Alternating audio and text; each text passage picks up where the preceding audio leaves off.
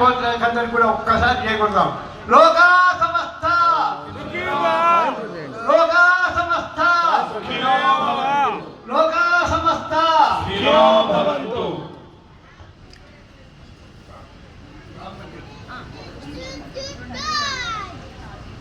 అందరూ అయ్యా కూర్చోవాలి. దయచేసి కూర్చోండి. ఏమనుకోండి, కూర్చోండి.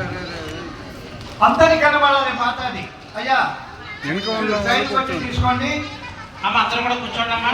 ఎవరు పూజ్య గురుదేవులు సుమారు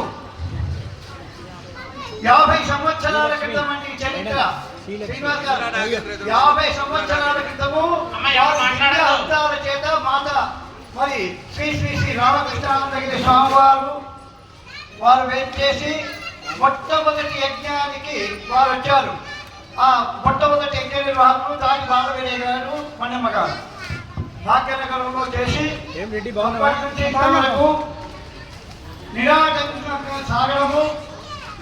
నేను స్వామి ఒక్క యజ్ఞం చేస్తాను, నాకు అవకాశం ఏమంటే వారు రాశారు 1 1 1 1 స్వామీజీ నేను నిరక్షర కుక్షిని, నేను పీఠాధిపతిని కాను, శ్రీమంతుని కాను, మరి ఇలా రాశారంటే ఒక్కటే మాట్లాడారు. నాయన నీవు కాదు చేసేది, అమ్మవారు చేయించుకుంటుంది, విరాటంగా సాగుతాయని వారి అనుగ్రహం వల్ల 1 1 1 రాశారు. ఆ మహానుభావుడు రాసిన సంఖ్య మన దిగునీకృతం కూడా కాబోతుందేమో. అందులోనే 2 2 2 కూడా దగ్గరకే వస్తుంది. 50 అయితే కాబట్టి ఈ కార్యక్రమానికి సహకరించినటువంటి ప్రతి ఒక్కరూ మరి నిజంగా చెప్పాలంటే నేను 13 నెలలు యజ్ఞం జరిగింది అంటే కేవలం మా గురుదేవుల అనుగ్రహం.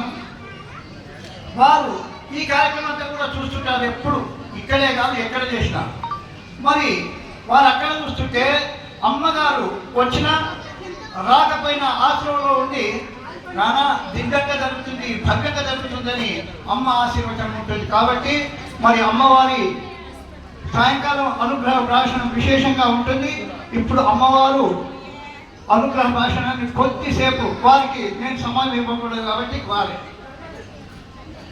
జై గురుదేవ జై గురుదేవ జై సర్వస్వరూపే సర్వేశే సర్వశక్తి సమన్వితే భయేభ్యత్రాహినో దేవి దుర్గే దేవి నమోస్తుతే శరణాగత దీనార్థ పరిత్రాణ పరాయణే సర్వస్యార్తి హరే దేవి నారాయణ నమోస్తుతే సర్వమంగళ మాంగళ్యే శివే సర్వార్థ సాధికే శరణ్యే త్రయంబకే దేవి నారాయణ నమోస్తుతే గీతా భగవతా ద్వైత తత్వామృత స్వరూపిణే దండి క్షేత్ర నివాసాయ శ్రీ గురుదేవాయ తే నమః